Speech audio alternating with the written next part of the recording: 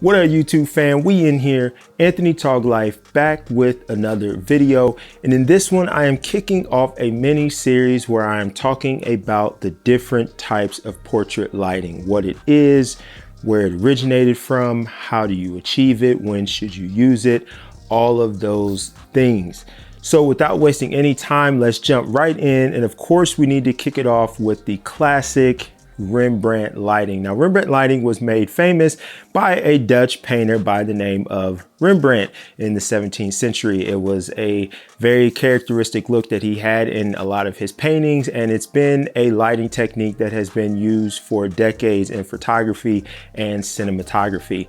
And the good thing about Rembrandt lighting, there's two main things that's really good about Rembrandt lighting. Number one, it only really requires one light and a reflector if you want to fill in the shadow. So that makes it really easy to achieve, really affordable. If you only have one light, you can get this.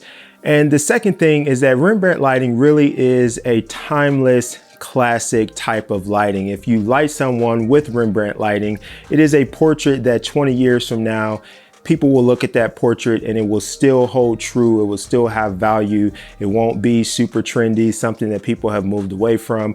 There is a reason why this lighting pattern, lighting type of light, don't know what I'm trying to say there, has been used for so long, because it is just a clean, classic, timeless light. So with that being said, we got that out the way. Let's talk about how you get Rembrandt lighting. Now I'm going to turn these lights down so that way you can see the light better on Quinn. I'm also going to use a continuous light just to make it easier to see, so that way I can do the demonstration versus doing flash. But the same principles would apply if you were using a flash. It would be exactly the same. You just wouldn't be able to see it and position it. You would have to take pictures and then adjust from there. So let me turn these lights down and then let's get to it. So when it comes to Rembrandt lighting, really it starts with split lighting. So if I have the light this way, you can see here that we have a split light. We have light on this side of the face and shadow on this side of the face. That is essentially the basis of what Rembrandt lighting is. But the classic Rembrandt lighting is what? You're gonna have a little bit, a triangle of light right over here on your subject.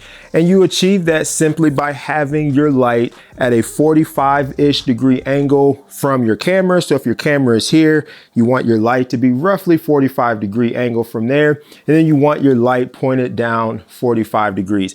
Now, of course, that's all, ballpark, right? You really can just eye it to see where you would get. So if I take this light, and as you can see, so right now, Quinn is split lit.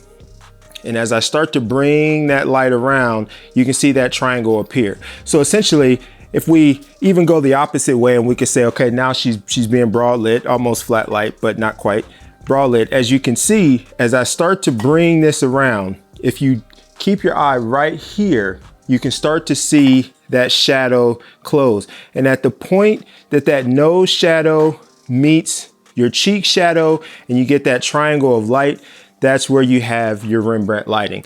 Now, there are some people that say for it to be true Rembrandt lighting, the triangle should not be any wider than the eye and it shouldn't be any lower than the bottom of the nose.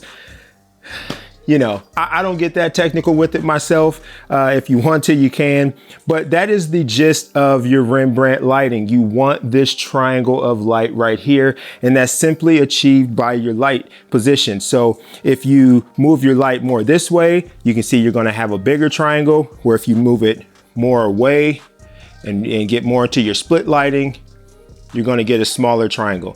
So depending upon what you're going for, you can adjust it that way, and you can also adjust it with your height. So if I bring this light way up, which it might be out of frame now, you're going to get your triangle of light is going to drop down further, because you're going to have a more angled light, and essentially the nose is what is causing that shadow.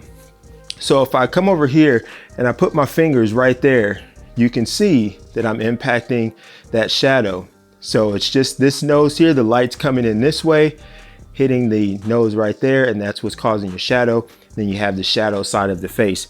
So if you were in a situation where you wanted to open up these shadows, you most certainly could use a bounce card or a reflector, or you could use another light and fill in those shadows as much as you would want to fill them in.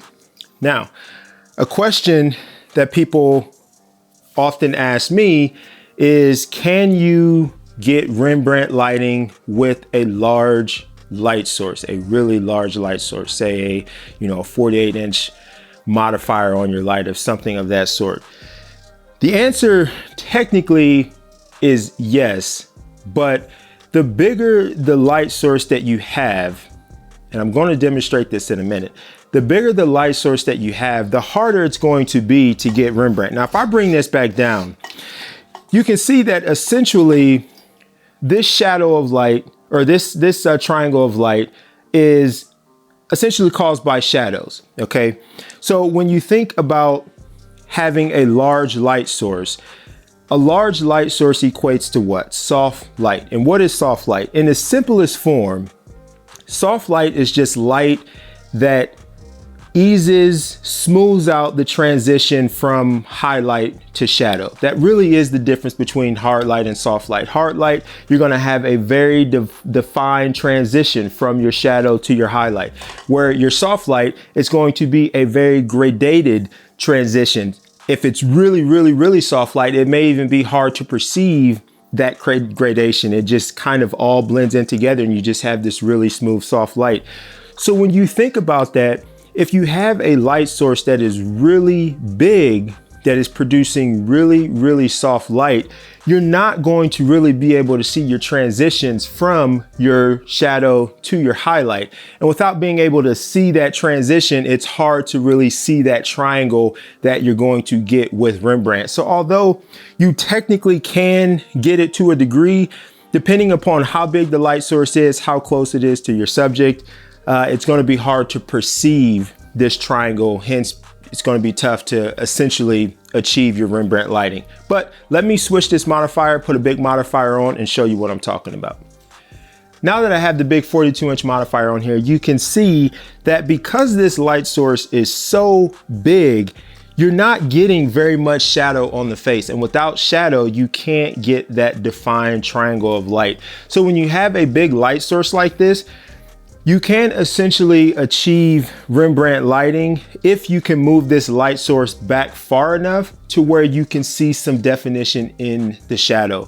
Because I am in an apartment and my space is limited, this light source, being a 42-inch and being this close to Quinn, it's going to be almost impossible for me to achieve Rembrandt lighting unless I really get creative and really bring the light around and try to get it to be as small as possible and bring it back this way.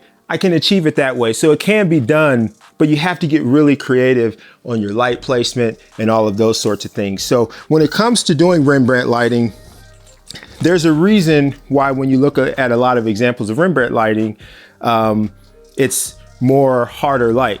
Not necessarily like what I had with, a bear and a reflector, but it is typically a harder light because you do want to see those defined shadows. So let me swap this out, put a 25-inch octabox on here and show you the difference.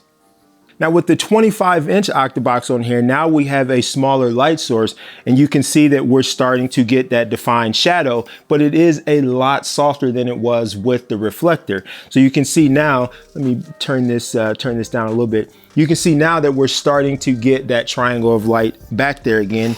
And if we just adjust our light, so again, if you start in your split light position, so right there you can see that that is split light, so we have no triangle. And then as you bring that around, you'll start to get that triangle right there. So you can see that we've got this triangle of light right here, and yet we still have softer light than using the reflector. So when it comes to Rembrandt lighting, the softness of your light is going to play a major key in how well you can achieve that look. If the light is really soft because you're using a large modifier, or you have a modifier that's really close to the subject and it's really filling in those shadows, you're going to have a hard time getting Rembrandt lighting because Rembrandt lighting relies on highlight and shadow. If you start to blend the two, you're not going to be able to see that defined triangle on the shadow side of the face. So keep that in mind, but you don't have to use hard light. You don't have to use, like what I had with this light with the reflector. You most certainly can use a modifier, but you want that modifier to be small enough to where you can still get some shadow on the face to be able to get that triangle and achieve your Rembrandt lighting. So there you have it, folks. Hopefully this video was helpful. If you like this video, or if you just want to support me and my channel, please give this video a thumbs up. It really does help. And if you want to make sure that you don't miss the future videos in this series, go ahead and subscribe and do like Anita Ward said and ring that bell. As always, I very much appreciate your time. I appreciate you watching my videos, commenting, and giving me your support. Until the next video, take care.